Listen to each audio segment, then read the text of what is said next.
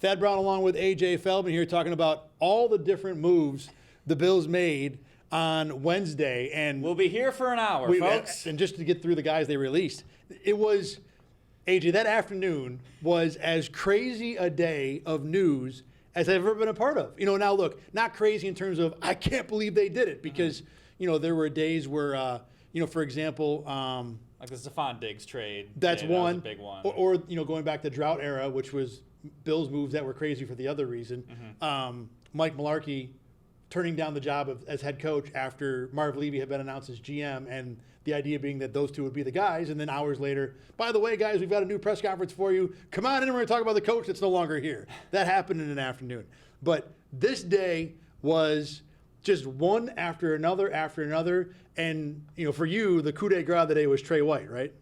Yeah, I mean, I'm doing other things on Twitter. I'm editing videos, writing things, stories, getting all of our newscasts together. And Thad just yells over, hey, by the way, they released Trey White. And I'm like, okay, good one, Thad. But no, they actually did, which wasn't a surprising move in that much. But just the nature of how the day went on, I saw compared on Twitter a little bit to the Sabres getting rid of that July 1st when they got rid of Danny Briere and Chris Drury. Obviously different times in the players' careers in terms of, those two hockey players were in their peaks of their careers. No one today was at that level.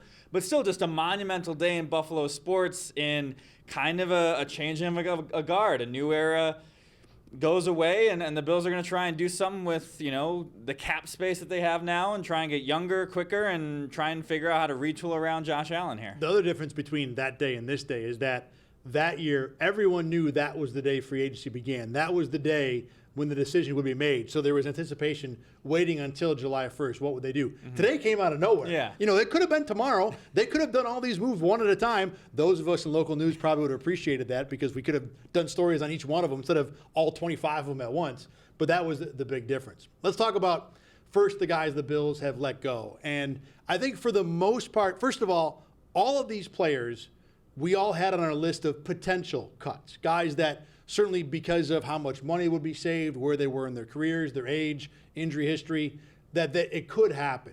But I'll start with the one that was the biggest surprise to me, and I think for most people, and that was Mitch Morse. Because he, although he's older and has had concussion issues, he was really good last year. And that offensive line was probably the strength of the team last year. And they didn't have to save all that money. There are other moves they could have made if they had needed $8 million, including probably, because Morse said he wanted to be back, talking to Mitch about taking a pay cut. You wouldn't get the whole 8 back, but you'd get some of it.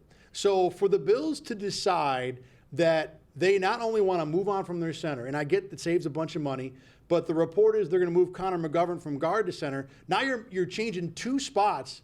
40% of what was a pretty good offensive line last year. I was pretty surprised. Especially how out of the blue it was, because just a couple days later, they seemingly got rid of the Mitch Morse backup and Ryan Bates, sending him out to Chicago for a 5th-round draft pick and a little bit of cap savings. But really, once that move was made, everybody was kind of like, okay, Mitch Morse is coming back. They're going to make it happen, maybe a pay cut or whatever. But no, like you mentioned, Mitch Morse was good last year. That offensive line was a strength. They have been trying for years to retool, Cody Ford and this and that and players coming in, Roger Saffold, etc., new guys. Last year, they had 5 guys. They were all healthy. They played every single game, and it was a pretty darn good offensive line.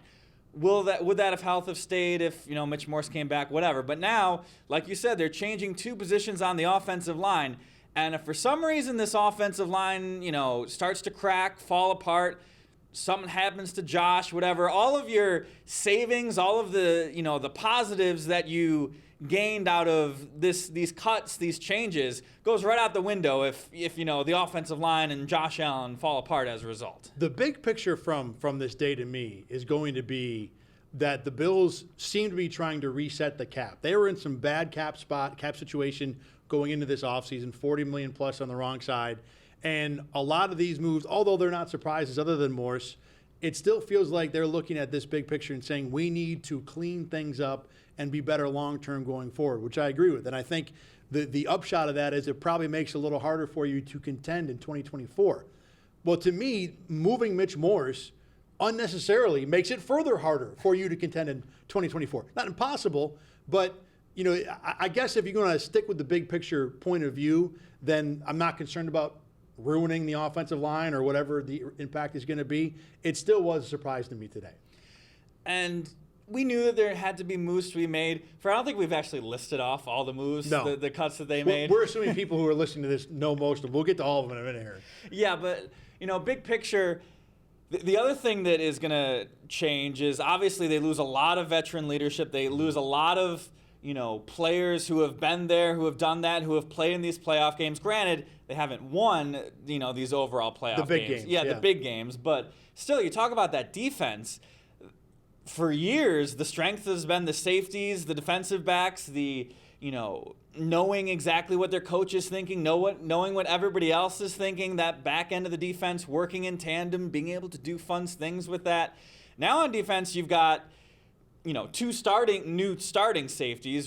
Taylor Rapp is coming back. You're going to have a back four that really hasn't worked together too much. You've got a new defensive coordinator. Who knows who's going to call the plays at this point, but it's a lot of change on the back end. And change isn't bad. And to your point, and these are the next two names you want to talk about in terms of cuts, Trey White and Jordan Poyer were both released as well. Total, they're going to save somewhere in the neighborhood of $15 million against the cap. And again, change by itself is not a problem. In fact, you look at where this Bills team has been, and like you said, they haven't won the big playoff game. Mm-hmm. I think change probably makes a lot of sense. You can't keep running that same group out again. But again, for the short term, it's going to be difficult to replicate the level of play the Bills have been at, especially because we believe that Micah Hyde's probably going to retire. And you can't overestimate. You talk about the experience. Let's just go specifically with the safeties.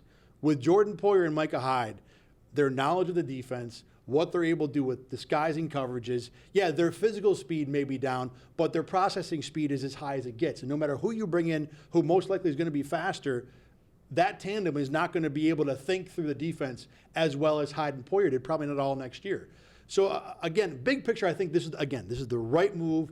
The Bills are doing what they have to do to kind of separate themselves from the previous core. That was great. That did a lot of awesome things, but never went to a Super Bowl. Now you got 10 draft picks, probably going to be 11, an opportunity to restart a new core here, even though you're going to lose, like you said, a lot of experience, a lot of leadership with Morse and Poyer and Trey White. And that's the thing with when you have Josh Allen on the rookie deal versus when you get into that big extension. You look at what the Chiefs had to do with Patrick Mahomes. He's got a cheap contract. You can keep Tyreek Hill around forever. You can keep big name, big money players around forever. They had to change things up. They had to retool. They had to get rid of a lot of players, and they rebuilt through the draft. Now we're finally starting to see what happens when you have these big money guys, whether it's Josh Allen, Stephon Diggs. You can't just keep running it back because things are going to snowball, and then you turn into the New Orleans Saints. With Josh Allen, if he's on your roster, you're always going to be fine. That's what the Saints were when they had Drew Brees. But you can't keep doing this forever, and they ripped off the Band-Aid today. To your point, I actually looked up that Saints team. Last 10 years with Drew Brees, when their cap issues were at its highest, they won 5 playoff games, went to 1 conference championship, and missed the playoffs 4 times. If you tell a Bills fan that's going to be 10 years with Josh Allen, ain't no way they're going to settle for that. That's not good enough. With Trey White, though, how much of a surprise was it for you that they let him go? Because certainly he's 29 years old. In terms of age-wise, he still is in the realm of a guy who could be maybe not at his prime, but certainly really close to his prime. I know he's coming off those major injuries, but if he's healed, he's better than Rasul Douglas, and he's better than Christian Benford. It's a big if. For sure. With that big of an if, it's an Achilles injury, and we saw how much mental and physical toll it took him to come back from that torn ACL. By all accounts, the Achilles is even a tougher injury to come back from, especially at that position. So it could also be a little bit of, he's going to be behind the 8 ball with Rasul Douglas and Christian Benford coming back. So how does he get back into the lineup? How does he, reassert himself in the league? Perhaps, I know, I'm sure Trey White would have been happy to come back, but at the same time, maybe he goes to a different place where he has a quicker avenue to a starting lineup where he takes a 1-year deal, he takes a 2-year deal, okay, proves he can still play at all-pro or near all-pro level, and then maybe he can get one more big payday. The good news is because the Bills had Rasul Douglas in-house and under contract, and Christian Benford has developed into a dependable corner, you had options there to where the Bills weren't forced to hope Trey White comes back. And I think, look, yeah, you're going to lose the ceiling of Trey White. Douglas is not – he's a good player. He's not Trey White all-pro level. But obviously the floor is a heck of a lot higher because of the concern injury-wise for White. The only other two major cuts, Nyheim Hines was released reportedly a few days ago. That became official on Wednesday. Deontay Hardy, zero shock. Do we even have to talk about that right there? No. Yeah. And then Saran Neal, to me, was a little bit of a surprise. Again, he was always on the short list. He has been a really dependable special teamer and a guy who, as a reserve, as a defensive back, I think has been fine. But when it comes to $2 million or a special team / backup defensive back, I don't think there's anything wrong with letting him go either. Yeah, the guy who takes the spot is going to be younger, it's going to be cheaper, and it also opens up a hole for maybe a 6th or 7th round defensive back to make the roster when they wouldn't last year. Last year they had to get rid of Alex Austin, who I think turned in a little bit of, he had an interception against the Bills, so that's the type of player that now they might be able to keep on their roster. Although you lose the veteran special teams present that the Bills value year in after year. So those 6 guys, including Hines, were released to create cap room. The Bills did 2 other things to create cap room. They, again, redid a contract with Rasul Douglas, creating $2.5 million in space. A little surprise there in that there are other mechanisms they could have used to create more space. Now, had I known they're going to release Poyer and Morse and Trey White, I wouldn't probably have been looking for more space from Rasul Douglas. But that is an option the Bills had. They chose not to use. And Douglas is an older player. The more money you save now, the more you got to pay later. The Bills may not have wanted to have been stuck with that contract on an older player. I get it. The big one was Von Miller, where the Bills, now the numbers are being debated still, but anywhere between $8 and $13 million is what the Bills saved. And A.J. Von Miller essentially took a pay cut here. He did the Bills a solid by agreeing to take a majority of his base salary and flipping it into essentially incentives. And to sum up the contract details, and this is a really complicated one, but from the Bills' point of view, one of 2 things are going to happen. Number one, Miller hits the incentives, and yeah, they pay the money, but they get a season out of Von Miller. Maybe not a great season, but some level of acceptable production, assumably. The flip side is if he doesn't hit the incentives, they get that money back next year. So it's win-win for the Bills either way. This, to me, was the best news of the day for the Bills. Yeah, and they were able to do a little more wiggle room in terms of getting Von to agree to these incentives just based on how low his numbers were last year, from what it seems. Because, the way the incentives works, likely or likely not, you can't just make Josh Allen, to throw 10 touchdowns and make that be an incentive and push that to next year because he's going to get that. And also because, like you said, last year he threw way more than 10 touchdowns. Yeah, so the fact that Von Miller had, 2 tackles and 0 sacks, any sort of bottom line incentives, 3 sacks and 30 tackles or whatever, by the NFL contract rules, they can kind of kick that into next year, because it seems. Those become not likely to be earned incentives because it wasn't what he did last year. But for Von Miller's, in his head, he's going, all right, I'm going to get 6 sacks, whatever. I'm just doing you guys a solid. So it does seem like Miller did do them a solid. I think the Bills built up a little bit of cachet with Von in terms of last year. He was coming back from his injury. He was clearly not himself. But other than the one game, they trotted him out there. They let him try and get back, back to form. Obviously, he dealt with, the domestic case down there in Texas. They stood by him. They didn't send him on a suspension list, a commissioner's list. They kept him playing. So I feel like they built up a little bit of good grace that, they were able to come to Von and make this deal work there. And that goes a long way. I mean, that's why, there are discussions every year about Big Baller Bean and all the magic that he does. Well, some of it's just working with people. Some of it's developing a relationship. Obviously, when you have Josh Allen and you win as much as the Bills have, it makes it easier for guys to be willing to accept less to come play or to take pay cuts. And other players have done it before. Miller did it this year. Certainly the pending domestic abuse case could be a part of this too, because Miller theoretically could be losing money depending on how that goes. So there's a lot of different factors when it comes to this Von Miller contract. The bottom line is he was willing to help the Bills out, and the Bills are going to be able to take advantage of that. Now, how do you take advantage of it? And where are the Bills salary cap wise? Again, the numbers are kind of in dispute a little bit or not consistent. The way I have kind of mathed it out, the Bills probably are somewhere $4 or $5 million still over the cap, maybe a little more than that. Now, if you restructure Josh Allen's contract, you create $23 million, and you're right there. Which they will. I mean, probably, but they're a heck of a lot closer to being okay by the cap than I thought they would be without restructuring his contract. I mean, from what I've read and what I'm thinking, I think there's like a 99% chance that they restructure that contract. I would have said that yesterday, and today it's probably still that. But they're close enough now to where, maybe there's another move out there. If you want to restructure Dawson Knox and Deion Dawkins, you could create the money that way.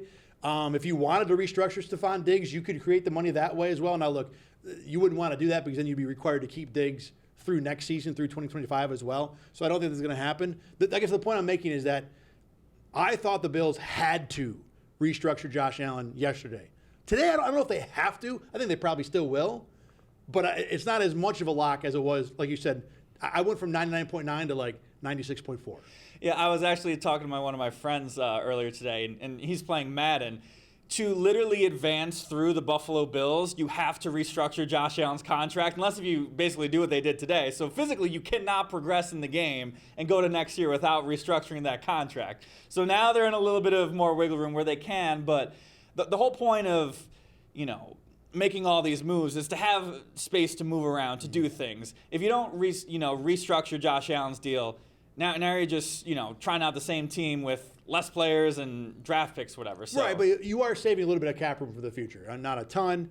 I think it would be somewhere in the neighborhood of $4 or $5 million, and the 2025 cap is not terrible, but there are some issues there to where not restructuring Josh Allen would be a benefit. But let's not go down that road because we both think it's not likely. Mm-hmm. Bottom line is, the Bills are probably going to have somewhere between 10 and 20 million to spend, and you can find guys for that amount of money. Now, keep in mind, last year they added Leonard Floyd late in the year. That was a $7 million one-year contract. If you do one of those again, that's almost half of what you got to spend. So it's not like the Bills have oodles of money to spend at this point, but they're going to have some wiggle room. Now, the flip side is they got holes to fill.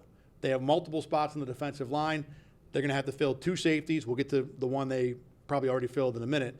And they need a spot on the offensive line now, too. You could theoretically go with Connor McGovern at center and David Edwards at guard. The report is that McGovern's going to move from guard to center, but I don't like that.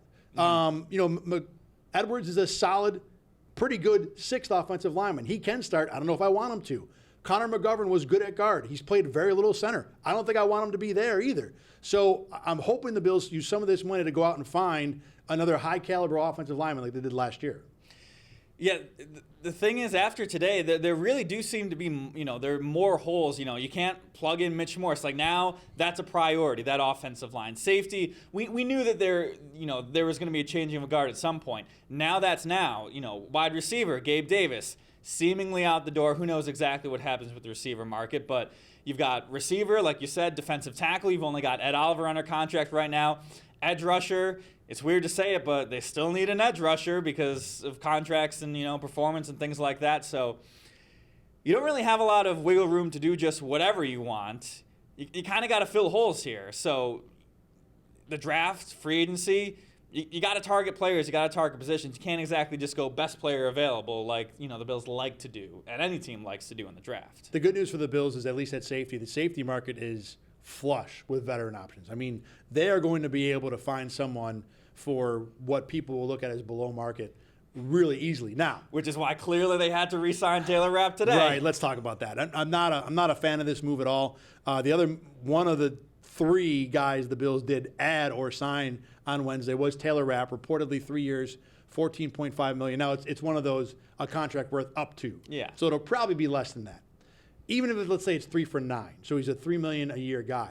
That still puts him in the level of an NFL starter. Remember, 64 safeties who start in the NFL. $3 million, I think, is somewhere in like the 50s. He's a good backup.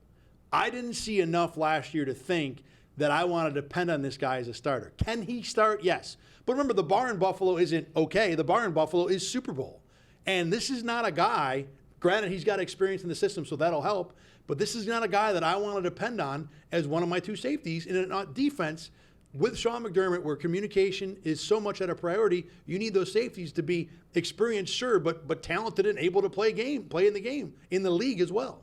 Yeah, on the surface, when you talk about that up to $14.5 million, it doesn't seem like a good deal. Like you said, especially with why couldn't we just wait a couple days and figure out exactly what happens. You talk about top 50 money. That's a little deceiving just because of guys on rookie deals, things like that. So maybe that he's not getting valued at top 50. if we go into the next season where Taylor Rapp is one of 3 safeties who has the ability to play things like that, you bring in another free agent guy, you draft someone in the 3rd round, then I'm feeling a little bit better about this. If he's one of 3 in the mix, he's familiar with McDermott's system. Obviously now, if no Poyer, we assume no Hyde. A guy who actually knows what the heck he's doing back there is an asset. So we'll have to see how it all shakes out. But certainly if opening day comes, first day of the season, and Taylor Rapp is my best safety, my most dependable experience, like the guy I'm counting on to be back there, no, let's not do that. I get it, what you're saying about if he's one of 3. And I think that makes a lot of sense. And I think it also makes sense, like we said, to where experience is valued in this defense. And you're making sure you at least have one safety who can start, who has some experience. But it's not like Taylor Rapp's been here for 5 years. He's been here for 1 season. He played not even half the snaps last year. And even if after all the accounting happens and the contract gets knocked down to 55th in the league, you're still overpaying a backup, or you're playing a guy who I don't want to be a starter. So, again, because of where the safety market was at, why not just wait? You could have theoretically grabbed 2 guys who are both better than Taylor Rapp and not paid a heck of a lot more than what you got for him to begin with. Yeah, I mean, I really don't see a reason why they did this right now, unless, this contract is a really funny money contract where it turns out to be 3 for 6, and, if he makes an all-pro team, if he wins a Super Bowl, whatever, then it bumps up. If he cures cancer. Exactly. Yeah. I think that's a good value. Roswell, Oshai, I think they take that there. But, for sure. It is a little bit questionable as to why they would do that right here, right now. And on the surface, there really isn't an answer. Less important, but probably equally as questionable, is bringing back Mitch Trubisky as the backup quarterback. I liked him the first time the Bills signed him. This is a former first-round pick, a guy who had been to playoff games with the Bears. But he went to Pittsburgh and was not good for 2 years. It's still a backup at the end of the day. If that guy has to play extended time, the Bills season's probably shot anyway. Mm-hmm. But even as backups go, Trubisky is not someone that I look at as a viable or exciting option. And it does continue the trend, though, of he's a friend of Josh Allen's. So Josh Allen gets a buddy to hang out with all year, but Josh, don't get hurt, buddy. Well, was he a friend with Mitch wasn't really a friend with Josh before he came. Well, now he's a friend, though. But no, when opening day comes, will Mitch Trubisky be one of the top 45 quarterbacks in the league? Probably. He's around there, so it's fine. It's whatever, I'm going to argue with that, but splitting hairs with bad quarterbacks is not worth our time. Yeah, when it comes down to it, he'll hopefully be fine for 3 games. Maybe he can do a against the Cowboys performance and hand it off to James Cook 30 times and get some wins. But it's the Peyton Manning thing. If Josh Allen goes down, the season's over. The third player who was added, David Edwards, good move there. 2-year contract.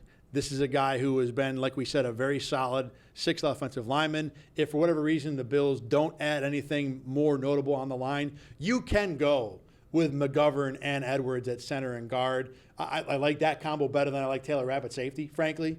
But again, I would prefer to leave Edwards where he was last year as the 6th offensive lineman and bring someone else in. But having Edwards bottom line on the team was a good move. Yeah, he was dependable. He did his job last year. Just depends what job he ends up doing this year. So going forward now, like we said, the Bills are going to have somewhere in the neighborhood of 8 figures, 10 something, 12 something in the teens, money to spend. I think it's a lock. They sign a safety. They're going to sign at least one more because the market is flush and the dollars will make sense. I do wonder, there are some good edges out there. Every year it seems like there are older edges, but guys who can rush the passer. Leonard Floyd, for example, last year, there will be guys available. I think that's going to be a priority. I would like to see them add an offensive lineman, but not so sure about that. When it comes to the draft, that's where they're going to fill their wide receiver spot. So I think, again, big picture, to kind of sum this up, this was a reset, if you want to call it that, the Bills needed to have, in my opinion, considering where they were. And I think you look at what Denver did, eating all that dead money with Russell Wilson. I think there are other teams that are going to look at the surprisingly increased cap and think, well, I can solve some problems now. I can pay off some credit cards now. I think the Bills are one of those teams. And although for 25, 26, 27, I think it's going to put them in very good shape. For this year, they're going to have a really good offseason to be a legit top-level Super Bowl contender. And they're going to need the guys on their roster to live up to either the money they're paying them or live up to their potential. There are still guys who are, hypothetically getting better. Khalil Shakir, Dalton Kincaid, James Cook. You've got Stephon Diggs. Does he play first half Stephon Diggs? Does he play second half of the season Stephon Diggs? So, and another thing with the cap, if it went up unexpectedly this much, I think part of it might be, they're seeing this as an opportunity to have some more wiggle room for this year. But if they're like, okay, maybe this keeps on going up, more media deals, more gambling money coming into it, now we can be spenders if we don't keep on kicking the can where, if we don't do this today, we're treading water for the next couple of years when our, competitors are spending. The Bills have always talked about being long-term, having long-term success. And today goes a long way towards that, about making sure that 25 and future seasons, when they open that new stadium, that they will put a team on the field that isn't just Josh Allen propping up guys. Because I look at this team this year, and obviously we have a draft and free agency, and the Bills are going to add a lot of players. But what are the stars around Josh Allen right now? Stephon Diggs? Probably, maybe. Mm-hmm. Von Miller, not anymore. Trey White has that star potential. He's not on the team anymore. The safeties used to be all pros. They're not on the team anymore. I think Dalton Kincaid could be that guy. I like him a lot. I think the offensive line maybe as a whole, prior to Mitch Morse departing, could have been that guy. But now with Morse gone, I don't know if we can depend on that. Ed Oliver, we've seen it. Not in the playoffs, but we've seen it. But there's not a lot of guys around Josh Allen to think this roster is a Super Bowl contender without, like I said, significant work this offseason. And that's life in the NFL with a big money quarterback. You have to hit on your draft picks. You have to have, the rebuild, the draft develop, things like that. Players need to ascend. Maybe on defense now it becomes the Matt Milano, Terrell Bernard show. Mm-hmm. Bernard had a promising season. He wasn't quite as good as the counting numbers he put up, but you stick him next to Matt Milano, who knows, maybe now the core of your defense is in the center in a league where it seems like running the ball is starting to come back a little bit more, where you need some, quality inside. So who knows where this goes? You've got Josh Allen, so if things don't go terribly, you think you make the playoffs, and you just try and keep flipping that coin and see if it comes your way. It's a great call about Milano and Bernard theoretically being a stalwart area. Milano is absolutely a star. And you're right, the league does seem to be leaning more running, so perhaps that is an area where the Bills can build around going into next year. All right, a lot more off-season to go. Like we said, this was a big day for the Bills. There will be more big days. There will be more with me and AJ. And Carl Jones will get in here at some point as well. Thanks for watching here at RochesterFirst.com and on YouTube. Again, we'll have more as the offseason continues.